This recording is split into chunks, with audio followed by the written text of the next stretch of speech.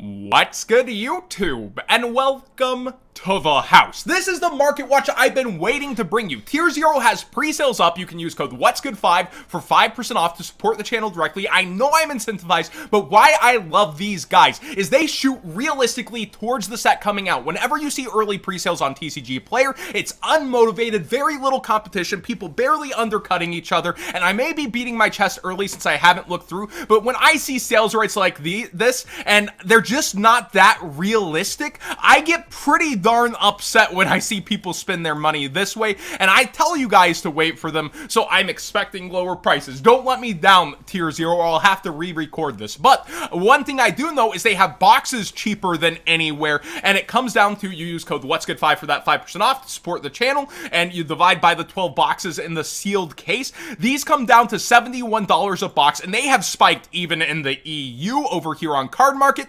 They spiked last night. Oh, Market Man probably pumped this and got this exciting. Not the secret rare and ultra rare obelisk, cipher, and raw, and millennium rare for the first time ever at about 1 per case. We do know some ratios before we get into prices, so let me say what I do know so far from EU cases. It seems like Konami took the factory sheets and they print one here, print one there. And this is just speculation on my part, but it really seems to be what happened in my opinion.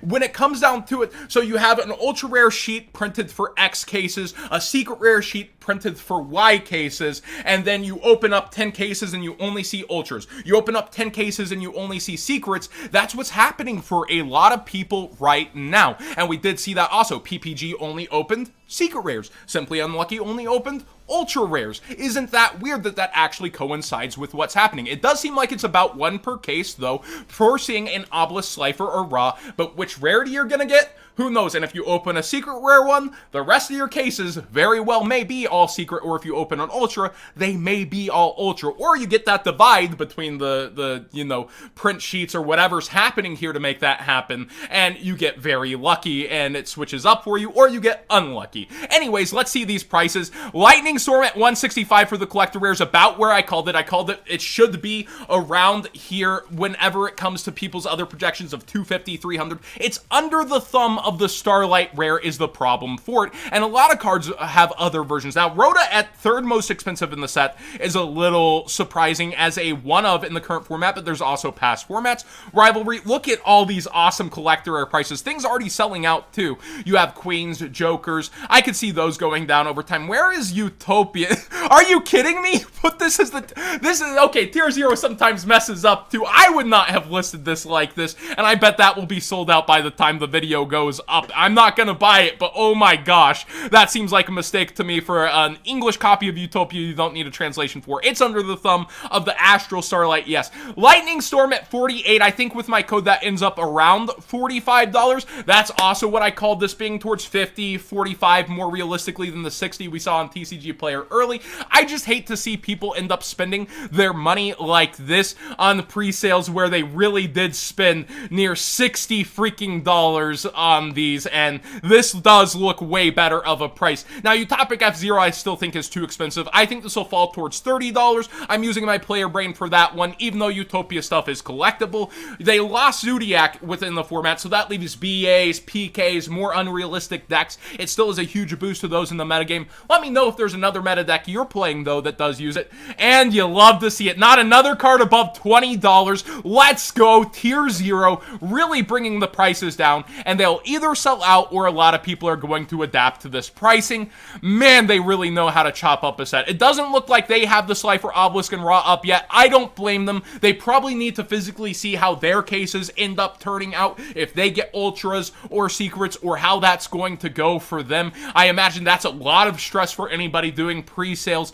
and you can't really commit till you see what you're getting, ultras or secrets. So I do look forward to what they end up listing both prices at, as they usually get enough cases to open that they should see two sides of different printing sheets or whatever should happen for them. Now, over on TCG Player, the rest of the prices obviously are up for now. You should see competition setting in. You should see a lot of these prices lowering, I would hope. Now, another conversation on those Slifer, Obelisk, and Ra, and pull rates, because it gets interesting here. If you consider them different singles, the Ultras and the Secrets, which they are, they end up being harder to get than the average collector rare. But if you're talking about just seeing Slifer, it's easier to get than the average collector rare in a sense, because you do get 4 different collector rares per case, right? When we break down the math on average. And then you get 4 cases in total.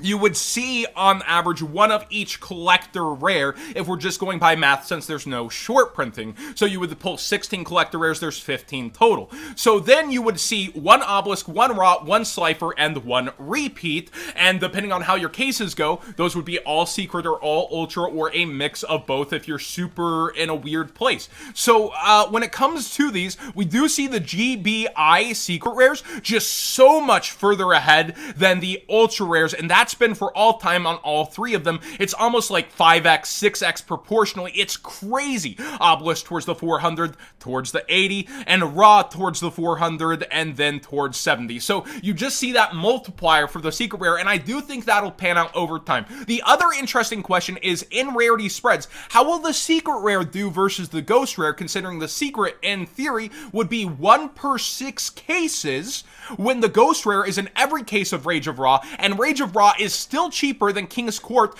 heading towards opening weekend. Isn't that pretty insane for how things have aged? And then the factory errors that also plagued, you know, the scratching and the terrible print run of Winged Dragon of Ra. It should be very, very interesting to see how people take to the Millennium Rares. I think as other Ghost Rares come out eventually for Slifer and Obelisk, I think it's a matter of when, not if, but who knows. I do think that will bolster this past the Millennium Rares, but it should be very interesting early to see how the market perceives these cards. And a lot of people will probably bust open cases for the estimated value pulled. I'm personally keeping sealed. Not a financial advisor channel, but this is how I'm approaching my King's Court personally.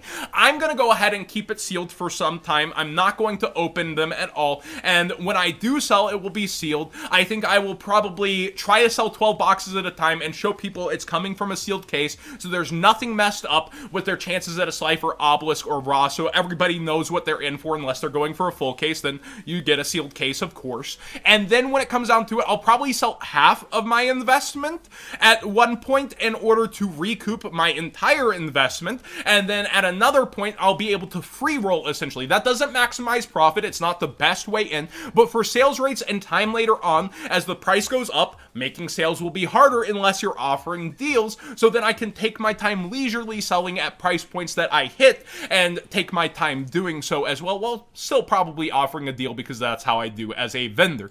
But King's Court definitely aging fast well, and while I am personally invested, you guys know I always put my audience first when it comes to these things, information, and how I report it. Scrap Chimera is up in price in our first non-King's Court news here, like 8 minutes in. Sorry that it took so long, but pre-sales are a huge deal. Scrap Chimera did not see a reprint, and people spending $75 on a light play, you are freaking crazy. Please stop it. We see $50 first ed already. This did miss getting any kind of reprint. I'm hoping Brothers of Legend, not Battles of Legend, will end up having it. Also, on note of King's Court, real quick, I know, we're back here. Gamer's Choice, if Tier 0 runs out, still has cases as well. Code What's Good 5 for 5% off to support the channel directly. So if they run out and you're like, oh, Baby Rage, I couldn't get any, the Gamer's Choice should still have some for a little bit more as well, but not too much more. So Scrap Chimera didn't get its reprint. I just want to point out how other pieces ended up not doing so well. Scrapyard back down under $20, you know, it's kind of crazy. Wait a minute. Okay, yeah, Unlim's around $12.50. I'm like, you guys didn't go for this again, right? Scrap Chimera ends up being pieces of the combo that they actually use with the Scrap Raptor stuff. So this almost took the price point of what we thought Scrap Raptor might be as a secret rare, and that's just freaking stupid. But Duelist Revolution, one heck of a set coming back into the future for that combo. So on Avalon, people were asking me if anything would go up for this. Nothing really went up. It's super budget, but I would get your sooner than later with it seeing new support if you have any interest. I do think Sun Vine had one card go up a bit. Yeah, Thrasher is towards $3 market price. It was towards $2.50 market price last night. tonight. So people are eyeing this. Ooh, sales at even $5 here. But yeah, a lot of them are under $4, so that's just kind of an anomaly. For past format play, Brain Control is in a lot of freaking formats, and it has all but disappeared from the market with only one first edition copy at $3.15. You can be sane, you can have the money for cards, but they can't be reasonably priced sometimes, and this is another example of that. A lot of people love Brain Control. Lost Millennium is an insane set, sealed, and we can see the actual last near mint sale was around $80 though 2 months ago, and no high-end sales above $100 for this to happen. So is it pulled listings? Is it just a lack of these? It really is crazy how you can want a card sometimes and you could say 150 anybody, and it just not appear for you. Masquerena has been solidly up in price for some time, very low quantities on the market. This is your friendly reminder, a reprint of this is coming here at some point. So we do have the Alter Art on the horizon. I believe that was confirmed for the Gold Series. Not everybody likes Gold Rare though. So the Secret Rare may actually hold well. First Edition Ultra may actually hold well versus it. But if we look at Apollosa, it really drug prices down a bit when she got her Alter Art. So, and then she got another reprint, you know, in the Megatons. But points aside, you have another reprint of this coming. Prices could go down. And if you want that version, no reason to hold on to yours unless you're playing it in tournaments for stuff like OTS packs and high-end prizes. Go ahead and sell and then recoup when the Alter Art comes out. Although a lot of people could be excited about the Alter Art, and that could end up being a chase-ish card of the Gold Series as well.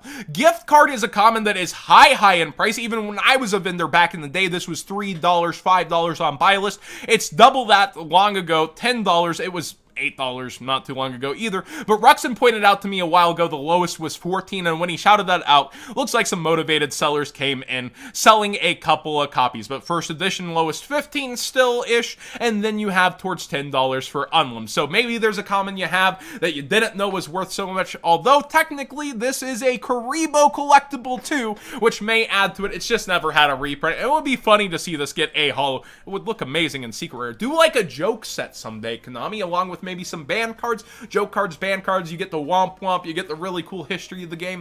You know, pay me, Konami, I can be a consultant, smile, and we can work together one day.